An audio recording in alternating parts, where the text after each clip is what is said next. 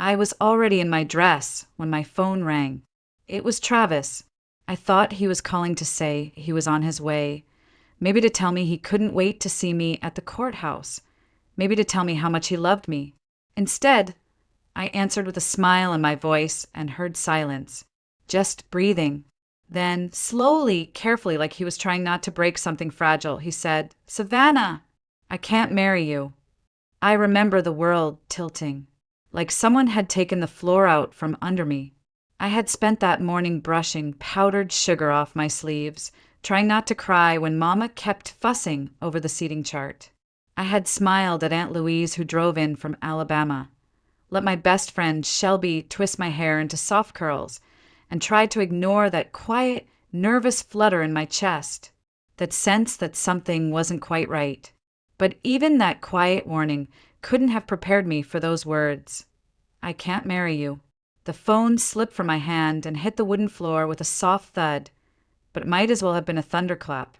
The room went silent. Mama looked up from the mirror where she was adjusting her lipstick. My dad, who had come in with a fresh cup of coffee, froze mid-step. For a long second, nobody moved. Then I whispered, almost to myself, "He's not coming." "What do you mean he's not coming?" Mama blinked, then started shaking her head as if she could unhear what I just said. "That's not funny, Savannah. Stop joking." "I'm not joking," I said. He said he changed his mind. Everything after that was a blur. The hush in the room turned into noise, plates clinking in the kitchen, Mama crying out, "What do I even tell people?" Shelby rushing toward me, her arms outstretched. But I didn't want anyone to touch me. I couldn't be consoled. I felt hollow, like someone had scooped out everything inside me and left a girl-shaped shell in a white dress and borrowed veil. I walked to the window. Outside, the folding chairs were already set. Balloons tied to the porch railing bobbed gently in the wind. I saw my little cousin playing with flower petals in the front yard. She was wearing the pink dress we bought together just last week. The air smelled like peach pie and springtime, like everything was still normal. But nothing was normal anymore. I turned around slowly and looked at my parents. Mama was already on the phone with someone, probably my aunt, probably trying to figure out how to undo a wedding in under an hour. Daddy just stood there, looking at me the way he looked at broken fences or busted engines, like he was already thinking about how to fix it. But he couldn't fix this. "I can't stay here," I whispered. "Where would you go?" Daddy asked. "I don't know, just not here." Then, like some kind of answer from above, my phone buzzed again. It was Aunt Jolene. I picked up. "I heard," she said, no need for small talk. Her voice was calm, matter of fact. "Pack your bag, darlin'. Come stay with me for a while." I didn't even say goodbye. I hung up and walked out of the room, still wearing the dress. I didn't take off the veil. I didn't grab my shoes. I just walked straight out the front door into the Georgia sun, into a new life I hadn't planned for. I didn't cry until I was on the bus, face pressed against the dusty window, watching my old town fall away behind me. I didn't know it yet, but that was the beginning of everything. The bus to Willow Creek was half empty, but I took the last row anyway. I didn't want to talk. I didn't want anyone to look at me too long and start asking questions.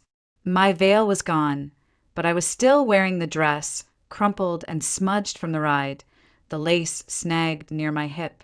I hadn't had the courage to change. It felt like the only thing holding my body together, like if I took it off, I'd unravel completely. Every bump in the road made my stomach turn. I stared out the window as we passed open fields and broken fences, tin roof houses and clotheslines swaying in the wind.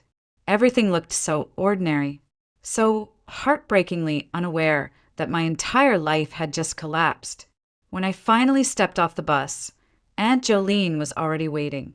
Her hair was piled high on her head like always, and she wore a denim jacket over her church dress, like she couldn't decide if she was coming from Sunday service or a cattle auction. She didn't say anything when she saw me, just nodded, picked up my bag and said, "Let's get you somewhere quiet." I thought she meant her house, but we didn't drive there.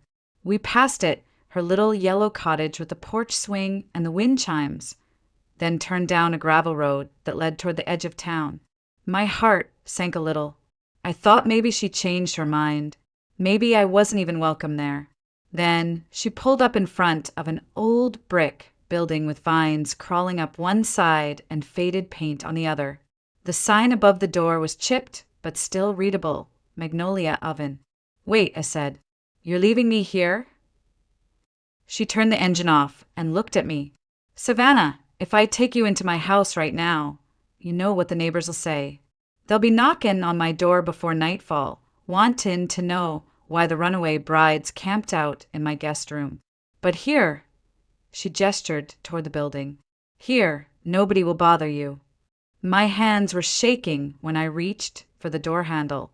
I don't even know how to be alone. Aunt Jolene softened a little.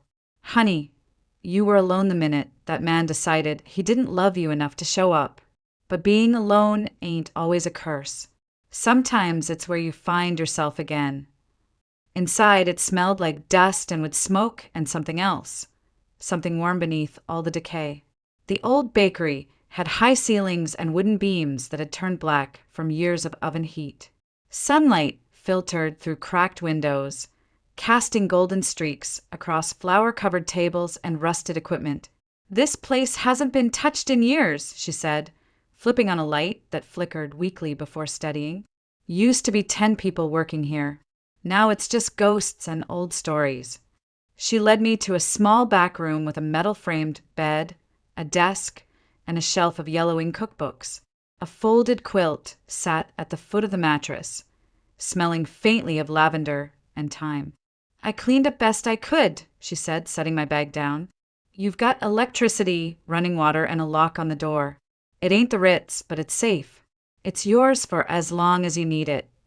I stood there, taking it all in, and for the first time since the phone call, I felt something besides grief. Not hope exactly, but a flicker, a pause in the pain, a quiet. "I don't know how to thank you," I said. "You don't," she replied, already halfway out the door. "But don't go lying here in the dark feelin' sorry for yourself. If you're gonna stay here, you're gonna do something with your hands. Clean, rearrange, paint, bake, something." I wanted to argue, but I didn't. She was right. I didn't know who I was anymore, but I couldn't figure it out lying still. That night, I sat on the edge of the narrow bed, still in my wedding dress, and listened to the creak of the walls, the hum of silence, and the sound of my own breath filling the empty space. No one knew where I was. Not Mama, not Travis. Just me and the bones of an old bakery that once fed a whole town. It should have felt lonely, but somehow it felt like the start of something real. The next morning, I woke to light streaming through the dusty windows and the distant sound of a rooster. For a few seconds, I forgot where I was. Then I saw the faded beams overhead, the chipped white paint on the walls, and the suitcase by the door. And I remembered. I wasn't a bride anymore. I didn't change out of the dress until noon. I finally peeled it off and hung it in the tiny closet next to the utility aprons that had been left behind. Seeing it there, white and crumpled, surrounded by the smell of yeast and old wood, felt symbolic in a way I wasn't ready to explain. I spent the day sweeping. Dust clung to every surface like memory. I opened the windows and let the wind carry out as much of it as it could. I wiped the old counters, shook out the rugs, and took the cracked dishes down from the shelves just to give them purpose again. I didn't know why I cared, but I did. When the kitchen was clean enough to breathe in, I sat by the giant brick oven in the center of the room and ran my hand along its edge. The bricks were blackened from years of use, but solid, strong. I leaned in, breathed deeply, and caught something faint beneath the dust. A smell like warm dough and caramelizing sugar. A memory I didn't own. Maybe someone else's story lingering in the walls. "If you could talk," I whispered to the oven, "I bet you'd have a hell of a tale." That night, I went to the little general store on the corner to pick up some groceries. The bell jingled above the door as I stepped inside, and instantly I felt all eyes turn. It was a small town. I knew what they saw: an unfamiliar face, a young woman buying single portions and dish soap, and the rumors had already started. Behind the counter was a woman in her 50s with cat-eye glasses and a name tag that read Cheryl. She leaned over the register like it was a secret-keeping box. "You must be Jolene's niece," she said with a smile too wide to be innocent. "Heard you're stayin' at the old bakery. That's unusual." "Guess I'm unusual," I replied, trying to sound lighter than I felt. "Well, that place has got bones," she said. "People still remember the bread from there. I used to sneak a slice before school when Miss Loretta ran the ovens. Best sourdough I ever tasted." That name stuck with me. Loretta. Back at the bakery, I made a simple dinner and sat by the window as the sky darkened. The air was thick with humidity, and somewhere in the woods behind the shop, cicadas were screaming like they had something to prove. I couldn't stop thinking about that smell, about the way the oven seemed to hum when I touched it, about how good it felt to scrub a counter until it shined. Something inside me was tugging, urging me toward movement. What if I tried? The thought arrived quiet, almost ridiculous. I'd never baked anything from scratch in my life, not without a box mix or a YouTube tutorial. But something about this place made me want to learn. Maybe it was the silence. Maybe it was the oven. Or maybe it was because I had nothing left to lose. The next morning, I asked Aunt Jolene about Miss Loretta. She raised an eyebrow. "Why?" "I want to learn to bake." She studied me for a long moment, then nodded. "Well, you're in luck. Loretta's still around. Lives over in Birch Hollow, just 15 minutes down the highway. Don't get your hopes up, though. She's stubborn as a mule and twice as particular. But if anyone can teach you, it's her." And just like that, the first ember of something new began to glow. Aunt Jolene's old pickup, grown the whole way to Birch Hollow. The road curved through woods and farmland until it spilled out near a weathered little cottage with green shutters and sunflowers leaning over the fence. That was where Miss Loretta lived, a woman I hadn't met, but whose name already carried the weight of cinnamon and yeast in my imagination. She answered the door before we knocked. Small and wiry, with silver curls pulled back in a scarf and a pair of hands that looked like they'd wrestled dough for 40 years. Her eyes scanned me like a ledger. Quick, sharp, no nonsense. "So," she said, arms crossed, "you're the runaway bride from Wayland." I flushed. I didn't think it would reach this far. "I'm Savannah," I managed. "I heard you used to bake at Magnolia Oven. I'd like to learn." Miss Loretta didn't move. She looked at me, then at Jolene, then back again. "Why?" I hesitated. I didn't know how to explain that I needed to bake, like I needed to breathe. That after being left at the altar, I wasn't sure what I was anymore. But I knew I couldn't go back to who I'd been. "I just want to try," I said. "That's all." She stared a second longer, then finally stepped aside. "You got shoes that can handle flour?" That was how my apprenticeship began. The first day, she had me sweep. Not the kind of sweeping I did at the bakery. This was more like a ritual. Then we cleaned the workspace, wiped every surface, and set out the ingredients like soldiers preparing for battle. "Baking," Miss Loretta said, "ain't just mixing things together. It's rhythm, patience, feeling. Dough knows if you're lying." I laughed, nervous, unsure, but nodded. She showed me how to bloom the yeast, how warm the water should be, how to mix without bruising. The first batch was a disaster. Too wet. The second was better, but still collapsed in the pan. "Stop fighting it," she said, watching me struggle. "Let it tell you what it needs." "Dough doesn't talk," I muttered. "Oh, but it does. Not in words. You just have to listen with your hands." I didn't sleep that night. My body ached. My fingers smelled like salt and grain. But I felt something I hadn't felt in months, engaged, present, tethered to the world by something warm and rising. By the end of the week, I could knead without looking down. I knew how to shape the loaves and check their proof by touch alone. And when Miss Loretta finally let me slide one into the oven by myself, I held my breath the entire time. It came out imperfect, edges too brown, crust a little thick, but when she sliced it open and steam rolled out, she nodded once. "Not bad," she said. "Not great either," I replied. She grinned.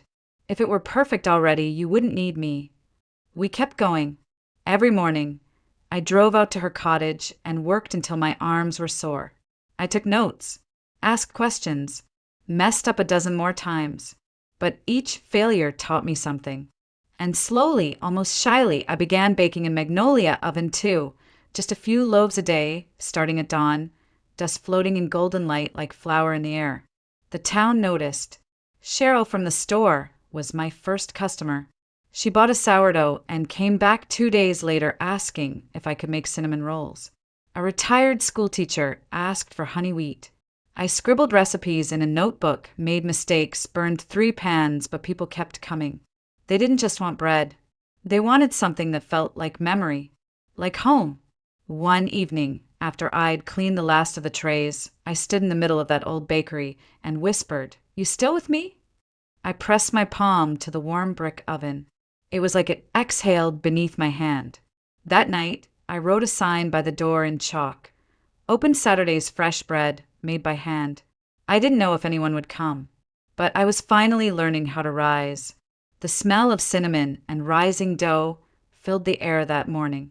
I had just pulled a tray of honey oat loaves from the oven when I heard the crunch of tires on gravel. I wiped my hands on my apron, expecting Cheryl or one of the regulars. But when I stepped outside and saw the car, my stomach dropped. It was an old silver sedan, scratched door, Georgia plates. I knew that car better than I wanted to admit. Travis stepped out like he was walking into familiar territory. Same slouched shoulders, same hesitant half smile, but thinner, paler, like he hadn't slept properly in weeks. "Hey, Savannah," he said, eyes scanning the front of Magnolia oven like he didn't recognize who I'd become. "Travis," I replied, flat as a cutting board. I didn't invite him inside. "I was just passing through," he lied. "Right." He glanced down the road, then back at me. "I've been here before," he admitted quietly, eyes fixed on the gravel. "A month ago, I parked across the street and watched people line up for your bread. I almost came in, but I didn't know what to say. I didn't answer, because there was nothing left to say." He stood there, hands in his pockets, shifting from one foot to the other like a boy waiting to be scolded. "Can we talk?" he asked. "You're already doing it." He winced but didn't back down. I know I messed up. What I did, it was unforgivable." I leaned against the porch post and crossed my arms. "That's one word for it." "I was scared," he said. "Everything felt too big. Too final. I panicked." "You panicked an hour before our wedding," I said, and I felt my voice tremble, but not from pain, from anger held in too long. "I've thought about that day every single one since," he continued, "and I want to fix it, if you'll let me." Something in me almost laughed. Not cruel, just tired. I looked at him, the man I'd once imagined raising kids with, building a porch swing with, growing old beside, and all I felt was distance, like remembering someone from a dream that no longer made sense. "You want to fix it?" I asked softly. "Tell me something, Travis. Did you fall back in love with me? Or did you just expect I'd stay frozen in time until you changed your mind?" He blinked. The question hit harder than he expected. I just miss you," he said. "I miss what we had." "What we had," I repeated. "You mean before you decided I wasn't enough to show up for?" His shoulders slumped. "I didn't come to fight. And I didn't come to hear apologies that changed nothing." He stood there, hands hanging useless by his sides, like he didn't know what to do with them anymore. "I thought maybe we could try again. I see now. I was wrong. You're different." I nodded. "I am." He opened his mouth, then closed it again. There was nothing left to say. When he finally turned and walked back to his car, I watched the dust trail follow him down the road. I didn't cry. I didn't scream.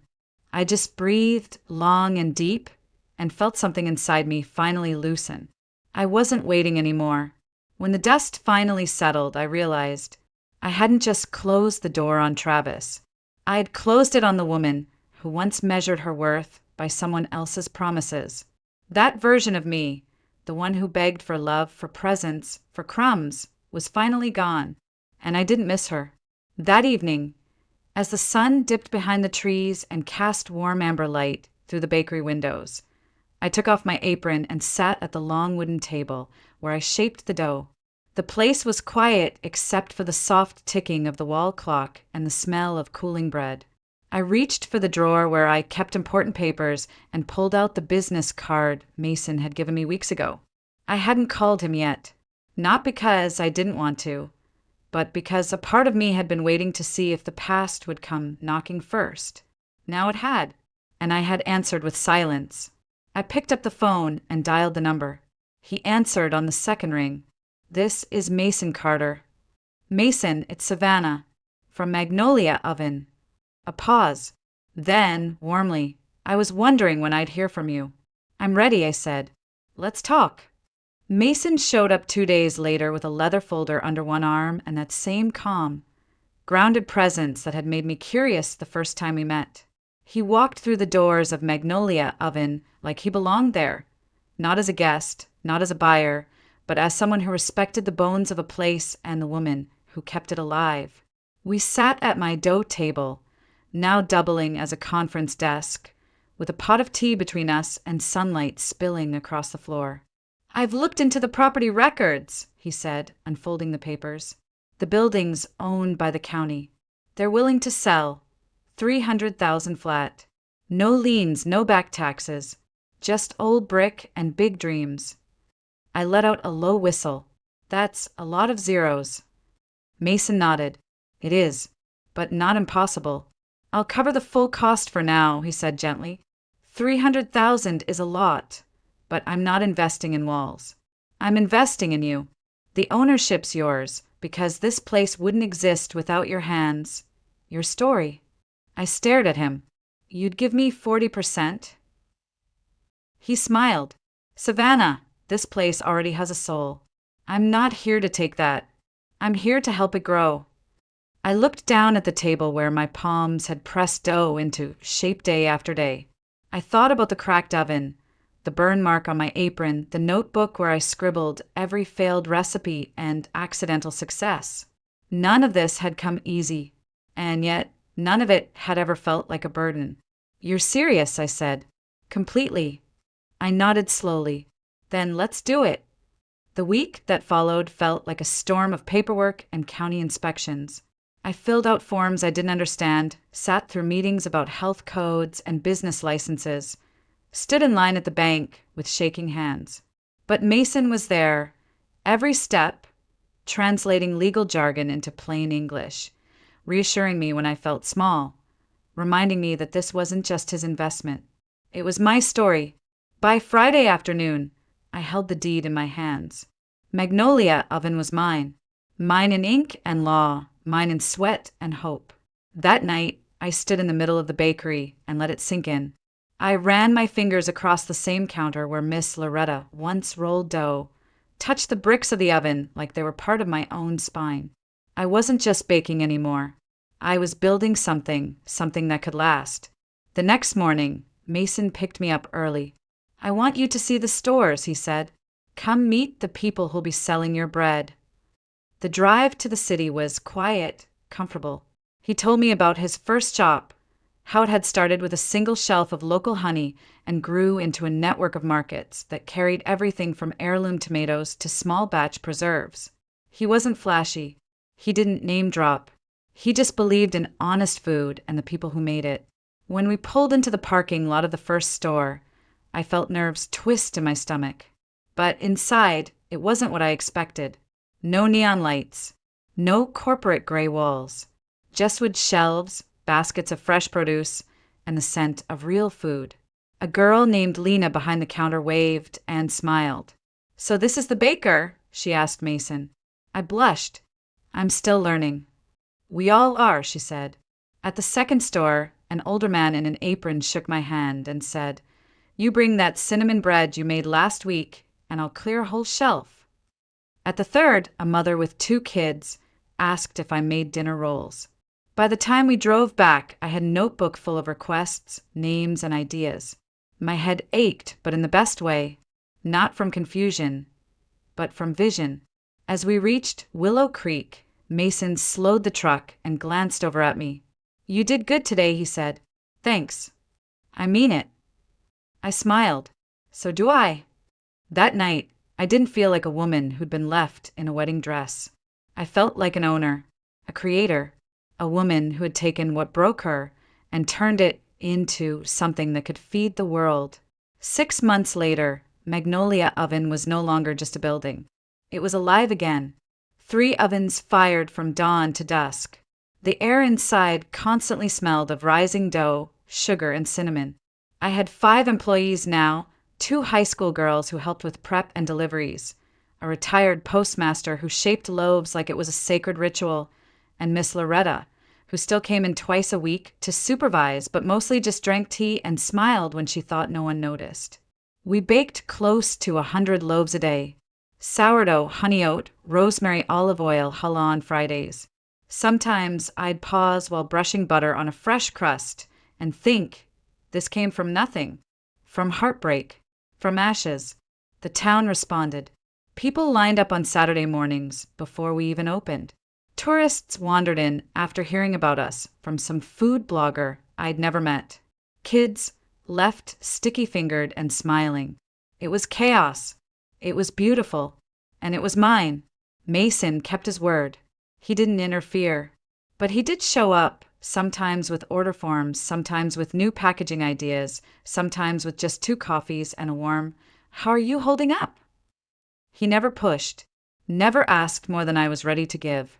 But he was there, always just there. And slowly, something softened in me. One night, after we'd finished a massive batch for a citywide food festival, I found him wiping down the front counter. Flour smudged his shirt, and he looked less like a businessman and more like someone who belonged. "Why do you keep showing up?"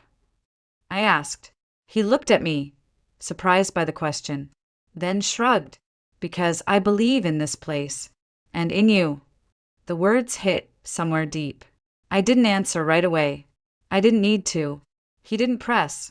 We just stood there, in the hush of the after-hours bakery, while the ovens cooled and the moonlight filtered through flour-dusted windows. A few days later, Miss Loretta came by for her usual afternoon visit. She eyed the new delivery rack and sniffed approvingly at the batch of buttermilk biscuits, cooling by the window. "You've built yourself something real," she said. "I couldn't have done it without you." She waved that off with a snort. I just pointed at the dough. "You were the one needin' through all the mess." Then she looked at me, serious. "And that Mason boy, he likes you." "I know." "You like him?" I hesitated, not because I didn't know, but because admitting it meant letting go of something I had used as armor. "Yes," I said quietly, "but it's different this time." She nodded. "It should be. Different's good." That evening, Mason stopped by after closing. He brought over 2 lemonades and news from the city. We'd been featured in a small regional magazine. Nothing huge, but enough to make people curious. Enough to prove what we were doing mattered. As we sat on the front steps of the bakery, sipping quietly, he turned to me. "Can I ask something?" "Go ahead." "Are you still scared?" I thought about it, about how I used to lie awake, wondering if I'd ever feel like myself again. About the voice in my head that used to whisper, "You're only what he left behind." "No," I said. "Not anymore." He nodded slowly. Then, carefully, he reached for my hand. I didn't pull away. Inside, the ovens were silent, the bread cooling. The air smelled like flour, sweat, and something sweeter like peace. Outside, the world kept spinning. But here was mine. Some mornings, I still wake up before the alarm. Not because I have to, my staff can handle the early shift now, but because something in me wants to. There's something sacred about walking into a quiet bakery before the world stirs. The smell of cool stone, the hush of flour settling in the air, the feeling that this day, like a fresh loaf, is still being shaped.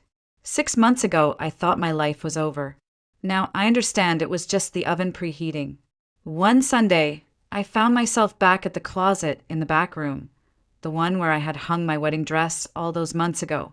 It was still there, pressed between aprons and flour-dusted jackets. I touched the fabric gently. It no longer made my throat tighten. It was just fabric now, just a symbol of a life I almost had and no longer wanted. I didn't cry. I smiled. That same afternoon, I walked out to the front porch and found Mason reading over delivery invoices.